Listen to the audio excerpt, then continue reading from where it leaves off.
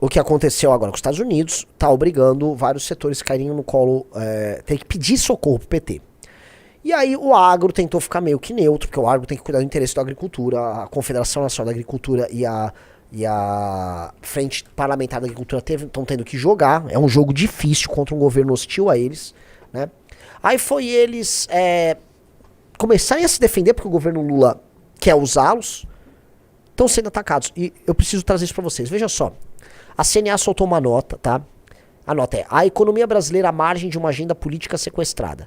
A CNA manifesta sua preocupação com o cenário atual em que, enquanto o Brasil real tenta recuperar sua economia, atrair investimentos, abrir mercados e gerar empregos, a política nacional insiste em girar em torno de uma pauta estéril, paralisante, marcada por radicalismos ideológicos e antinacionais. A presença dessa agenda como prioridade, inclusive nas relações internacionais, ficou ainda mais evidente com a carta do presidente Donald Trump, um gesto simbólico, mas que reverberou nas instituições brasileiras e criou novo ruído na imagem do país no exterior.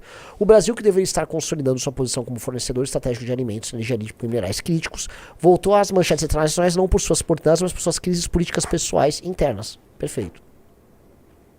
A verdade é que o Brasil tem sido governado, direto ou indiretamente, por uma obsessão com o passado. O Congresso Nacional, pressionado por suas bases políticas, perde tempo em disputas e manobras que têm pouco a ver com seus interesses econômicos do país. O Judiciário, por seu turno, também tem sido envolvido em um protagonismo institucional que, embora muitas vezes necessário, alimenta uma instabilidade constante. O governo atual é muito culpado também. Em vez de assumir a liderança de uma agenda pragmática e pacificadora, optou por abrir feridas políticas, reforçando o antagonismo e muitas vezes tratando como adversários como inimigos. Essa escolha tem custo. A confiança empresarial, a previsibilidade regulatória, beleza. Eles estão metendo pau ali no PT. Aí eles terminam, né? É preciso que alguém diga o óbvio. A economia não pode continuar sendo refém de narrativas políticas que alimentam extremos e paralisam decisões. O Brasil precisa voltar a olhar para frente. Isso exige maturidade de todos os lados. A política precisa corrigir essa grave crise. Beleza, foi a nota da CNA no dia 15 de julho, anteontem, tá? Aí houve uma crítica. Aí adivinha o que aconteceu? Mano, o governo traz Reinaldo Azevedo, né? Pra dar-lhe... Vamos ver o que ele falou da nota da CNA. Tô curioso pra ver. Porque essa é uma nota da CNA que é um vomitório. É um vomitório mentiroso que eu vou provar agora. A Confederação Nacional manifesta sua preocupação. Enquanto o Brasil real tenta recuperar sua economia, atrair investimentos, abrir mercados e gerar empregos, a política nacional insiste em girar em torno da pauta estéril. Mentira! Mentira! O presidente que mais abriu mercados para vocês, se bem que não é para vocês, né? Quem são vocês da CNA? Vocês são aqueles que estavam em Brasília? Ou vocês viraram o aparelho do bolsonarismo? Falar que a CNA, que assim, passou um inferno na mão de agricultor que tentou sabotar a CNA por anos. Eram eles que estavam no 8 de janeiro, pelo amor de Deus. E assim, o Reinaldo sabe disso. O Reinaldo sabe que não é a CNA. A CNA nunca teve envolvida nisso. Ele sabe disso. Mas aquela coisa de jogar assim, o agro. Não, é o agro tava... Não era. A ProSoja não é a CNA. Pra dar um exemplo bem claro, a ProSoja e a CNA são coisas diferentes. Vamos lá, pode dar o play. Vietnã, que é um hub internacional pro mercado de carne, por exemplo. Quantos acordos comerciais? Na área do agro, o Lula celebrou. A presença dessa agenda assim, como prioridade... Vamos lá. Quantos acordos... Obrigação deles celebrá-los e continuidade de uma trajetória de celebração de acordos comerciais que tinham um produto altamente competitivo, que é basicamente o que sustentou o próprio governo Lula e as políticas populistas dele por anos, que era a única coisa que o Lula poderia fazer. Você tinha um produto altamente competitivo que ia trazer divisas pra você. O governo Lula fez, o governo Fernando Henrique fez, a Dilma fez, o Temer fez, o Bolsonaro fez. Todos fizeram. Se todos fizeram, não é por mérito deles. É talvez por mérito da produção nacional e da organização da própria agricultura brasileira. Que tem mérito do agricultor e da organização política que o agricultor faz. A real é o seguinte, o agricultor brasileiro, inclusive a CNA, se impôs até no governo da Dilma. Tinha a Cátia Abreu, quando ela ainda estava do lado do agro, ela se meteu no governo da Dilma justamente para defender ali a época o agro. Não é assim, se a defesa do agro e agro vendendo bem em todos os governos, desde a redemocratização, é uma rampa de vendas, talvez não sejam os governos os responsáveis, mas o próprio agro, porque a única constante é essa. A agenda do passado, que passado estéreo? Os golpistas? Vocês não querem punir golpistas? Mesmo quando o MST ocupa terra devoluta. Terra devoluta? O PT bancou uma política de guerra no campo contra agricultores. A gente não vai ficar levantando imagens, né? todos os abrios vermelhos, todo, assim, começo de 2023, já voltou a ter essa putaria. E o uso de indígenas pra invadir terra de agricultor produtivo. A gente foi até a Bahia, mostrou, tem vídeo nosso na Bahia mostrando isso. Que eles sejam condenados por terrorismo. Mas vocês querem que os ataques às respectivas sedes dos três poderes e tentativa de golpe restem impune. E de joelhos pro Donald Trump. A presença dessa agenda como prioridade, inclusive nas relações internacionais, ficou ainda mais evidente com a carta do presidente Donald Trump. Um gesto simbólico, mas que reverberou nas instituições. Simbólico!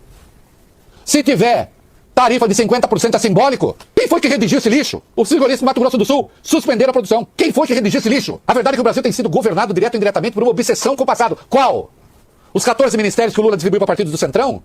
O Plano Safra Recorde? Obsessão com o passado é obsessão com esse pensamento socialista, inimigo da agricultura brasileira. A real, não adianta ficar gritando. O agro só é ouvido pois se impõe.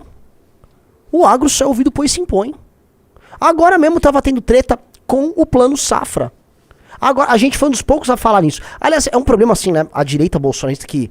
A turma do agro adora os bolsonaristas. Eu não vi um cara na rede social dos bolsonaristas falando sobre a malandragem que fizeram em retirar da rúbrica... Não é nem rúbrica, vamos falar, do orçamento do Plano Safra, o dinheiro para jogar na industrialização do Alckmin, falando que... Não, na verdade esse pedaço desse dinheiro aqui vai para industrialização através de máquinas agrícolas. Aí quer pegar autoria, e aí quer brigar. O que é isso, cara? O agro simplesmente está de pé porque se impõe. E se impõe porque teve organização política desde a Constituinte, porque montou bloco político, porque teve força, teve voz, e toda vez que a pessoa se mobilizar, ganhou. Tem a frente parlamentar mais organizada do Brasil. Gostemos ou não, era uma frente parlamentar que no governo do Bolsonaro era altamente governista. Era Bolsonaro. Eu discordava deles várias vezes. O que eu vou fazer? Obsessão do passado daquele que não quis deixar o poder?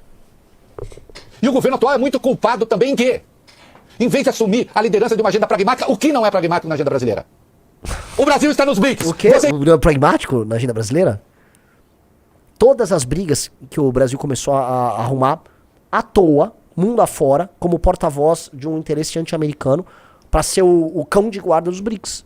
Então ele virou o cão de guarda dos BRICS, sem ser a China, sem ter a bomba da China, a economia da China, o peso institucional da China. Talvez isso não tenha sido a melhor das ideias. Talvez tenha virado um porta-voz do discurso de desdolarização da economia do mundo, sendo altamente dependente de recursos que vinham de fora para a própria agricultura, o fertilizante, combustível. Talvez isso não seja uma decisão inteligente, pragmática. Talvez não seja a decisão... Realmente, não é... assim, o Brasil adotou um caminho que não é esperto. Ele está pagando um preço agora. Eu não sei qual é a solução. É o que? É se abraçar cada vez mais? Vamos ver o que o Reinaldo está falando. Vocês querem parar de exportar para a China? Não, ninguém quer China... parar de exportar para a China. Agora, o preço de parar de exportar... o preço para exportar para a China é você se tornar um vassalo da política externa chinesa, comprando brigas com a maior potência do mundo. É esse o preço? Quer dizer que exportar para a China vinha com esse pack. Aí você vai ter que, basicamente, se encadelar completamente para a China. É isso? Precisa disso? O governo Temer vendeu muito bem obrigado para a China. Mas ele não cumpria esse papel. É isso? Então, assim, a gente precisa ficar sabendo, Então, para ter exportação para a China, você tem que ficar rodando o mundo, arrumando brigas ou se propondo a ser, vamos dizer, o centro do diálogo na questão Rússia-Ucrânia, Israel-Palestina, virar o proponente, o Brasil, proponente da desdolarização do comércio global. Esse é o preço? Não parece fazer muito sentido. A China está nos BRICS, o Brasil está nos BRICS. Esta carta é imprestável, é burra. E eu duvido que represente aqueles que estavam em Brasília negociando. Vocês se transformaram num manto de reacionários descolados da realidade. É isso que vocês se tornaram. Entendi. Aí eles são reacionários. É isso. Era isso. Porque é que meio que todo mundo virou ali. Pro Reinaldo todo mundo é reacionário, meio fascistoide.